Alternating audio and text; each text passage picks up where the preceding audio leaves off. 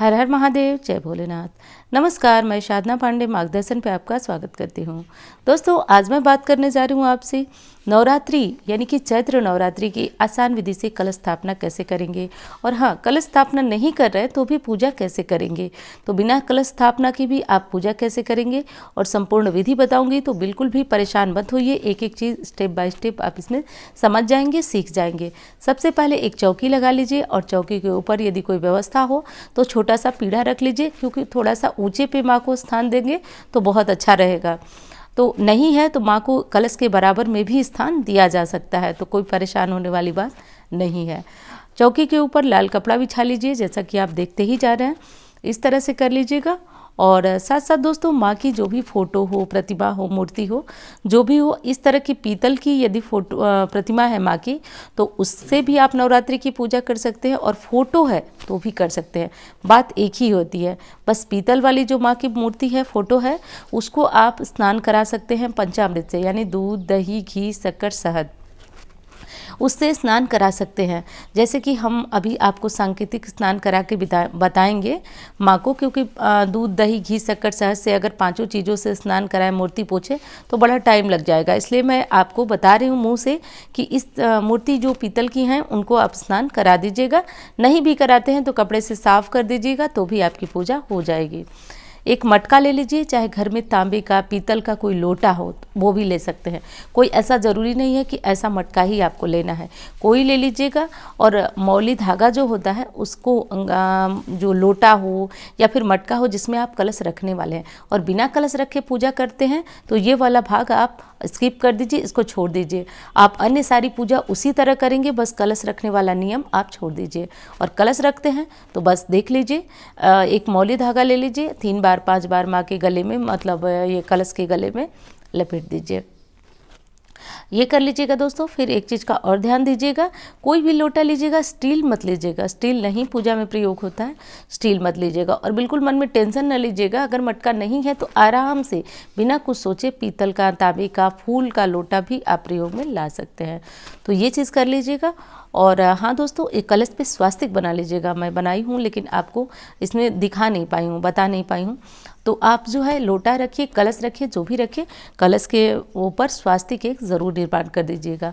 असल में ये स्वास्तिक बहुत शुभ तो होता ही होता है, साथ में गणपति की ये प्रतिमा मानी जाती है, तो ये काम कर लीजिएगा। उसके बाद आप कलश को रखने के लिए थोड़ा सा नीचे चावल रखिए।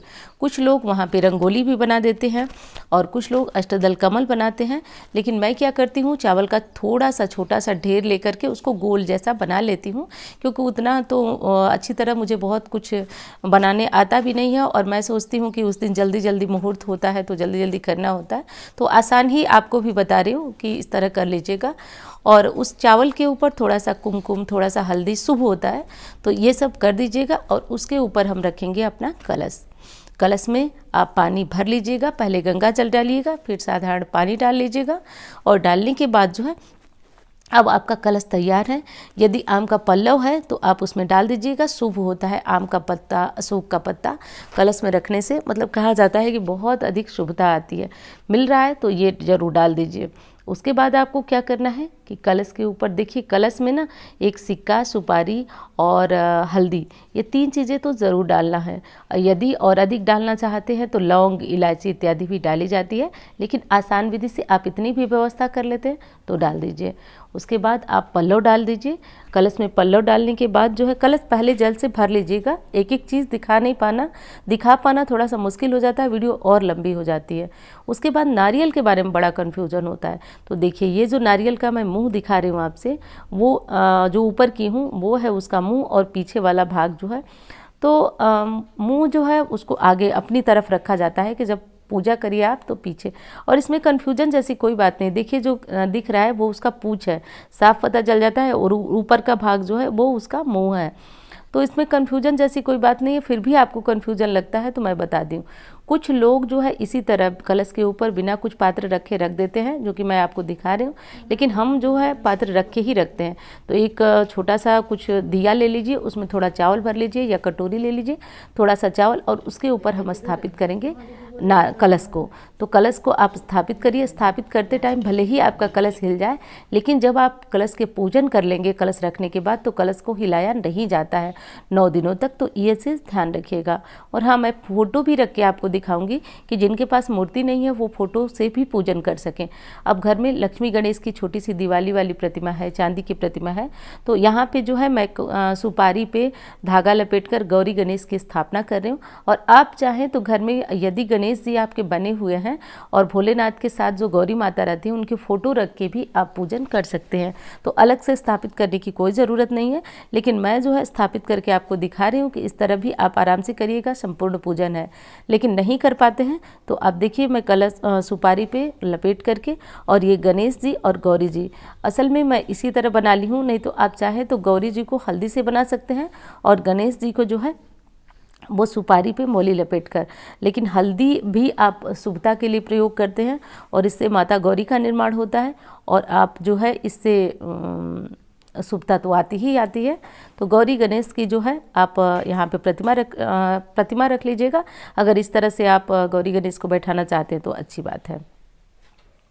उसके बाद हम क्या करेंगे कि देखिए, गौरी गणेश को बैठाने के बाद आप एक चीज़ का ध्यान रखिएगा कि ये भी 9 दिनों तक हिलने नहीं चाहिए। और माता की जो भी फोटो मूर्ति होती है उनको मतलब वो तो थोड़ा सा हिल ही जाती है।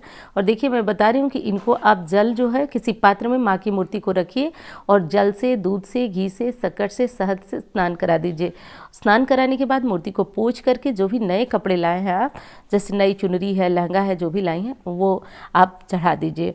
और हाँ, फ़ोटो भी रख के दिखा रही हूँ क्योंकि ज़्यादातर लोग फ़ोटो से ही पूजा करते हैं, तो फ़ोटो भी मैं रख के दिखाई हूँ। अब हमारी बहनें ये समझ लें कि जो लोग कलश नहीं रखते हैं वो कैसे पूजा करें। तो कलश वाला भाग आप स्किप कर दीजिए, बाकी सारी पूजा आप उसी तरह करेंगी। तो फ़ोटो रख दी हूँ मैं, और फ़ोटो रखने के बाद जो है अब हम चालू करेंगे पूजा। लेकिन पूजा चालू करने से पहले हम जो है संकल्प वगैरह लेंगे। तो हाथ में फूल ले लीजिए, अक्षत ले लीजिए, और आज का दिन, अपना नाम, और ये बोलिए कि आप व्रत रखेंगे, नहीं रखेंगे, क्या पूजा क्या करने वाले हैं, किस मनोकामना के लिए करने वाले हैं, ये सब बोल करके संकल्प छोड़ दीजिए, मतलब वहाँ पे रख दीजिए चौकी पे। उसके बाद हम करेंगे दोस्तों भगवान का आवाहन करने के लिए हाथ जोड़ करके, और भगवान का हाथ जोड़ करके नाम अपना, मतलब जो भी देवी दुर्गा की आप पूजा आराधना करनी है उसके लिए श्री गणेश जी, गौरी जी, दुर्गा जी हमारी पूजा स्वीकार करें, हमारी पूजा में मतलब उनका हम आवाहन करते हैं, हमारी पूजा में इस बहाती हाथ जोड़कर उनका हम आवाहन कर लेंगे। उसके बाद आवाहन वगैरह करने के बाद हम स्नान कराएंगे। स्नान करा दीजिए, स्नान करा करके और तब जाकर अपनी अन्य जो पूजा पाठ है, चंदन, रोड़ी, ये सब चीज़ें शुरू करेंगे। तो सर्वप्रथम ये सारी चीज़ें आपको कर लेनी है। इसके बाद भगवान का आवाहन हो गया, अब हम उनका स्नान भी करा चुके हैं, तो आवाहन और स्नान हो गया।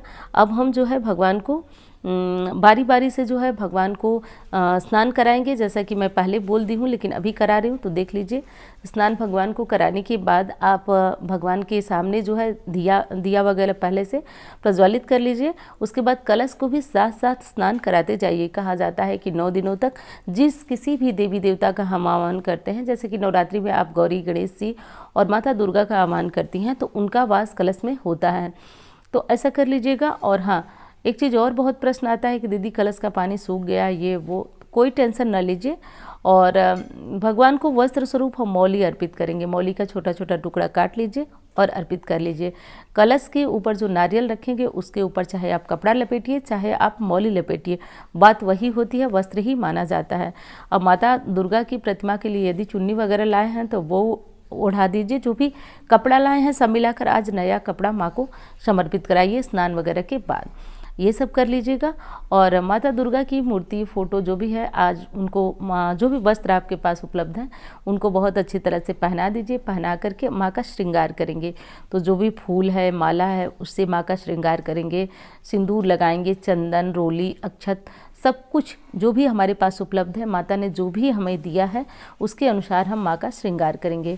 उस श्रृंगार में इत्र भी आता है, तो इत्र भी माँ को ज़रूर समर्पित करिएगा। इत्र खोल करके रुई में लगा करके या फिर हाथों में लगाकर माँ के वस्त्रों में लगा दीजिएगा।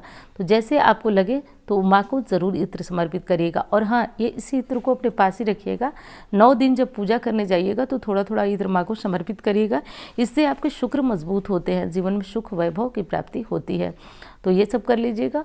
फूलों की माला है तो वो चढ़ा दीजिएगा, कोई आर्टिफिशियल फूल ला कर रखे हैं तो वो चढ़ा दीजिएगा। और ये सारी पूजा आपको रोज़ करनी है, ऐसा नहीं है कि सिर्फ आज पूजा हो गई और ख़त्म। ये माँ को इत्र लगाना, स्नान कराना, ये सब कुछ रोज़ हम करेंगे। उसके बाद दोस्तों बारी आती है कि हम कुछ भोग लगाएंगे। तो देखिए, भोग में बहुत सारे लोग जो पंचमेवा आते हैं, पंचमेवा मतलब कि 5 तरह के सूखे मेवे आते हैं, वो काट करके एक डिब्बे में रखते हैं, उसका भोग लगाते हैं। कुछ लोग मक्खन का लगाते हैं और कुछ लोग जो है मिश्री का लगाते हैं। ये जनेऊ है जो कि हम गणेश जी को समर्पित कर रहे हैं। और कुछ लोग जो है वो फलों का लगाते हैं और कुछ लोग जो 9 दिनों के अनुसार भोग लगता है उसका लगाते हैं। आज जो है माँ को घी का भोग लगाने से आरोग्य की प्राप्ति होती है। तो एक कटोरी में थोड़ा सा गाय का घी हो तो लगाइएगा, ना हो तो ना लगाइएगा। थोड़ा सा माँ को गाय का घी रख करके भी भोग लगाया जा सकता है। तो ये सब कर लीजिएगा दोस्तों। और हाँ, उसके बाद माँ को सिंदूर ज़रूर समर्पित करिएगा। यदि सुहागिन महिला हैं, कोई भी दिन हो, आप हर दिन माँ को सिंदूर समर्पित करिए नवरात्रि के 9 दिनों। उसके बाद आप अपनी मांग में भी इस सिंदूर को मतलब भर लीजिए। इससे क्या हो, दाम्पत्य जीवन में आने वाली समस्याएं दूर होंगी और माता दुर्गा की कृपा से आपका दाम्पत्य जीवन सुखी, निरोग और हर तरह की परेशानी से दूर रहेगा। तो ये सब कर लीजिएगा दोस्तों। और हाँ, वीडियो कैसी लगी ये ज़रूर बता दीजिएगा। अच्छी लगती है तो एक लाइक ज़रूर किया करें और चैनल को भी साथ साथ सब्सक्राइब कर लीजिएगा। सब्सक्राइब करने से मेरा भी हौसला बढ़ता रहेगा और आपके लाइक से तो पूछिए ही मत। मन में बहुत खुशी आती है कि आपको वीडियो अच्छी लग रही है, और अच्छी लगे तो ही लाइक करिए, क्योंकि अच्छी लगेगी, लाइक करेंगे तो उससे मुझे अच्छा लगेगा, आगे के लिए प्रेरणा मिलेगी। तो करिएगा। और हाँ, माता दुर्गा की पूजा करने के बाद अब बारी आती है कि आप कौन सा पाठ करेंगे। कोई दुर्गा चालीसा पढ़ता है, कोई विंध्येश्वरी स्तोत्र पढ़ता है, कोई दुर्गा सप्तशती का पाठ करता है। तो ये सब किया जाता है। और माँ को भोग इत्यादि भी ज़रूर लगा दीजिए। भोग में देखिए अलग अलग चीज़ें 9 दिनों के अनुसार भी लगती हैं। तो आज माँ को गाय के घी का भोग ज़रूर लगाइएगा। और जो भी माता ने आपको उपलब्ध कराया है, मौसम के फल हैं, मिठाइयाँ हैं, या कुछ नहीं है तो आप कुछ मेवे रख लीजिए, उनका भोग लगा सकते हैं, मिश्री का भोग लगा सकते हैं। और दुर्गा सप्तशती इत्यादि का पाठ यदि आपको करना है तो आप पहले पुस्तक का पूजन कर लीजिए, थोड़ा सा रोली अक्षत से पूजन कर लीजिए। और पूजन करने के बाद आप दुर्गा सप्तशती कैसे पढ़ना है ये पूरी वीडियो मैं लिंक डिस्क्रिप्शन में डाल दूँगी। एक बार उसको चेक करके ही पढ़िएगा, गलती मत करिएगा। पाठ करने में गलती होती है तो सीधा उसका असर आपके ऊपर पड़ता है, तो ऐसा मत करिएगा।